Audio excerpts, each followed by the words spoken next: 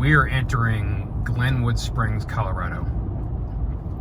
Been driving through the Rockies for the last 3 hours or so in our 2021 F150 XLT PowerBoost hybrid. And,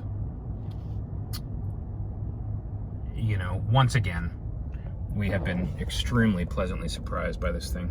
Look at our, you know, so we've gone 158 miles since we left the Denver area, Boulder. Our average during that period going up and down some really steep mountain passes and mountain grades, 20.8 miles to the gallon. And look at our electric miles, 13.3. That's more electric miles than we've seen in any of the driving we've done so far, especially as like a fraction of the total. You know, 13.4 electric miles out of 158 total. That's like coming up on 10%. And that's a very, very large amount. And I think that is what accounts for the really, really good MPGs that we're seeing. 20.8. Again, that's really, really good.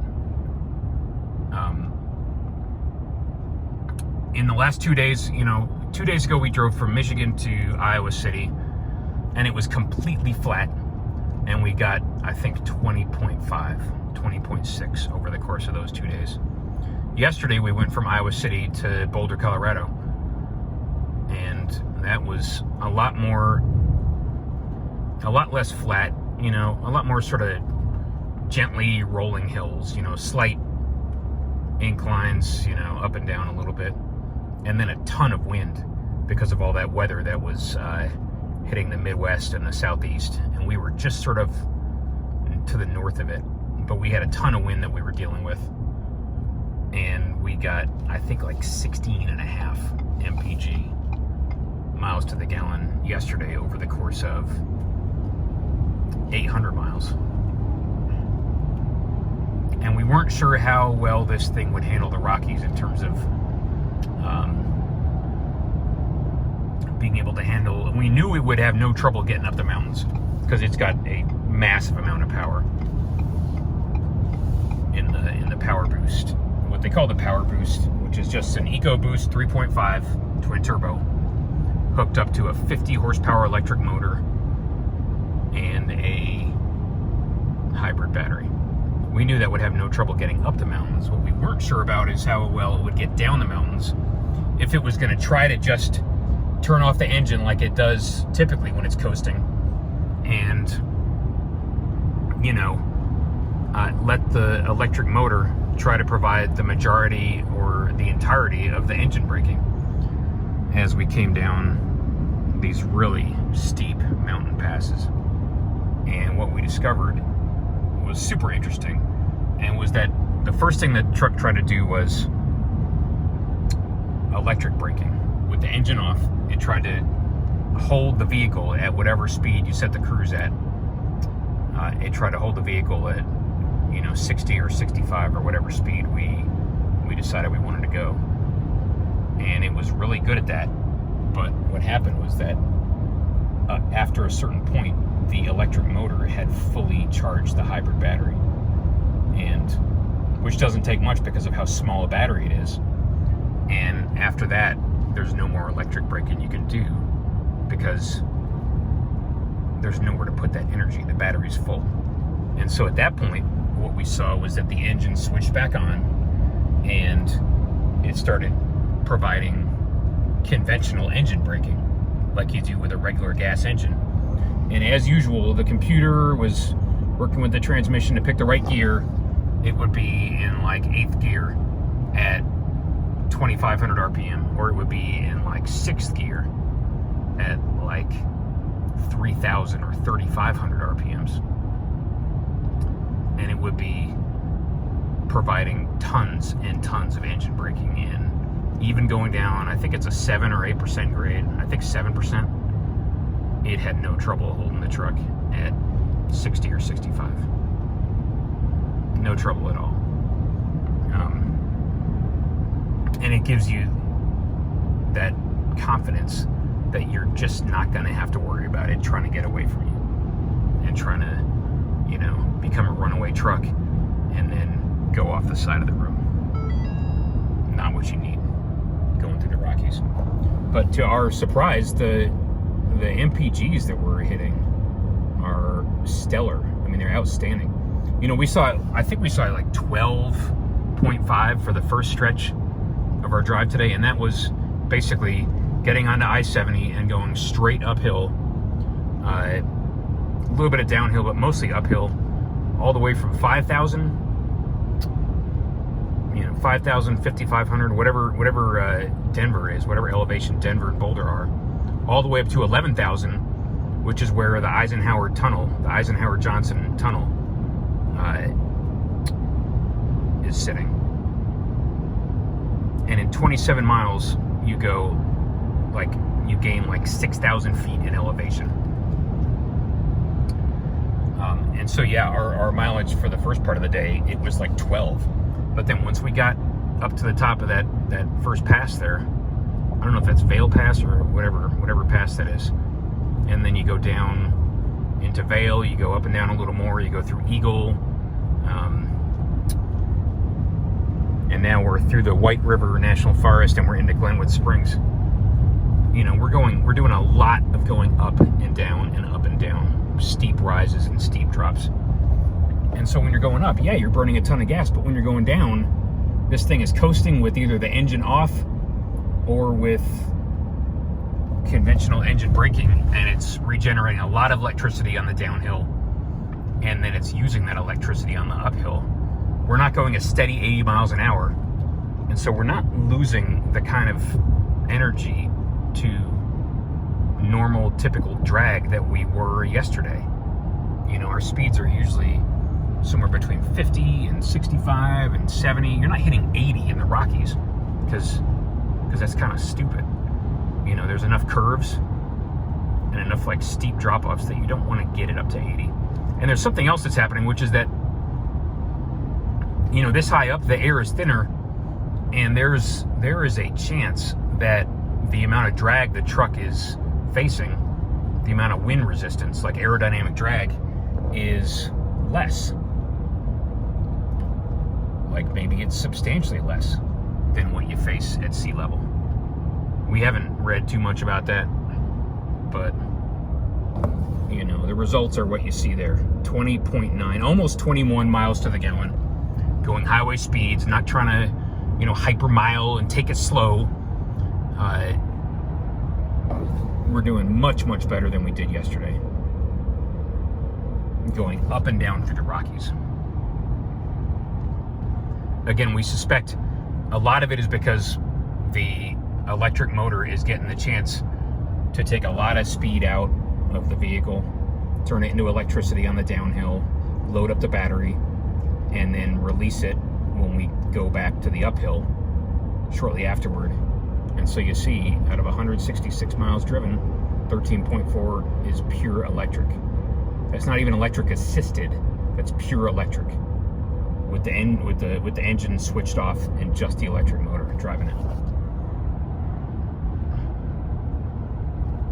And so any assist that you're able to get from the hybrid system, either with the engine running or with the engine off, that helps your mileage. And the fuel savings here have been pretty dramatic. And I'm going to say it for like the 10th time, not that you buy a truck to save gas. And not that you're banking on that or hoping, you know, and not that you're like you can't ever be disappointed when you get like 12 or 13 miles to the gallon in this thing in a truck, because you did not buy the truck to save gas, and you just need to like deal when it's getting bad mileage and accept the fact that it's working hard to move itself through a lot of wind resistance, a lot of drag, and to move all of its weight, which is like 5,000 or 5,500 or 6,000 pounds, plus a trailer, plus whatever load you got in the back. And if you get like 16 or 18, great. If you get 12 or 13, oh well. If you get 21, that's pretty damn impressive.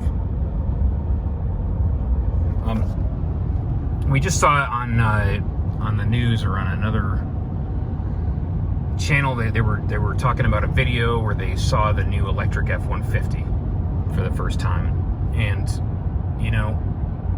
we're not going to hold our breath waiting for the electric F-150. We have no need for a fully electric F-150, because if you don't have a gasoline engine or a diesel engine or some kind of power source, then that pickup truck, a pure electric pickup truck, is going to run through all the electricity in its battery pretty damn quickly, especially if it's a light duty pickup like an F-150, because once again, you can't have a big electric battery like you do in a Tesla, like it's a 40 or a 50 or 100 kilowatt hour battery, because the problem with an F-150 is that you don't want to use up all the payload just to carry the weight of the battery.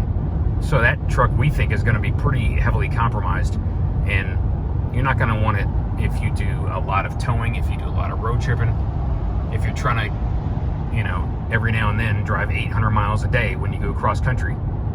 That's going to be ridiculous, trying to go any amount of long distance driving in an electric F-150, because you got all the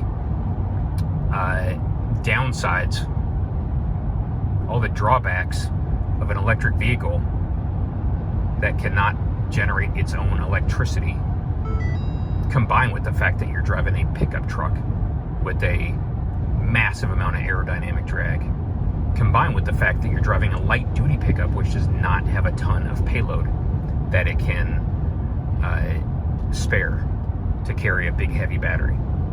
If they made an electric Super Duty, that would solve the problem of not being able to have a big battery. But then you'd still have the issue of the fact that the truck is going to go through that electricity really, really fast once it gets on the highway. And then you got to stop and charge it every hour or two for like 30, 40 minutes. And, nobody needs that in their life. You just don't need that.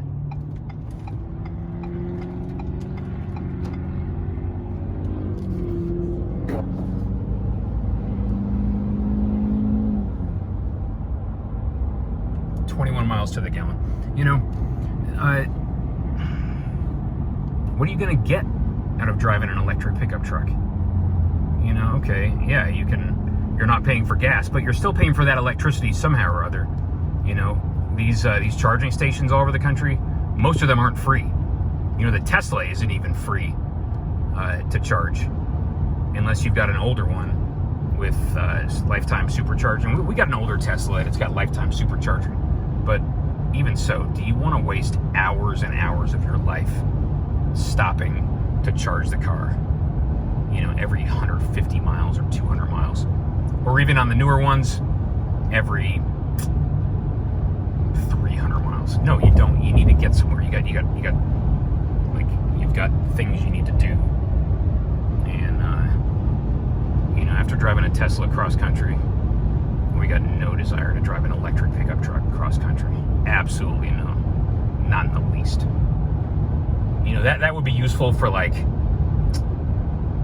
if you were like running short trips in and around a city, and you did maybe 100 miles in the course of a day, and then you could park it back at the office or back at your lot and charge it overnight.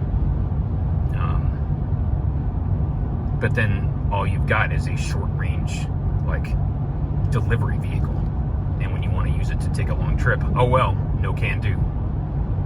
And that's ridiculous. For the amount that pickup truck's going to cost, it's going to cost easily as much, if not more, than a fully loaded F-150. So, like, do you really want to pay like $60,000 for a truck you're not even going to be able to take on a long trip? Like, absolutely not. They did a great job with the hybrid here, in terms of making a truck that is actually useful in the real world. We went 800 miles yesterday. We're probably going to go 800 miles today. We're stopping very briefly to top off the gas tank. We're not stopping to take rest breaks, really, because the truck drives itself, which is what that halo is around the picture of the truck on the dashboard. So in our opinion, this is the perfect road trip vehicle. The absolutely perfect road trip vehicle. It's comfortable, it's fast, it's quiet. It gets mileage that's good enough, you know.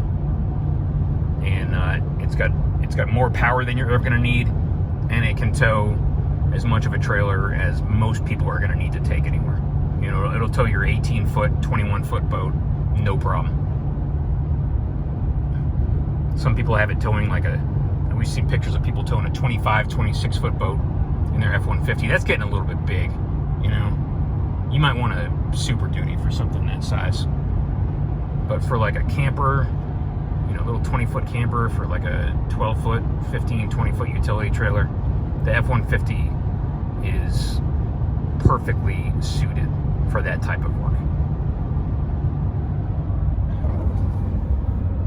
And once again, to our astonishment, it gets stellar gas mileage going through the Rockies. Never would have guessed that would happen. All right, thanks everyone. We'll talk to you later.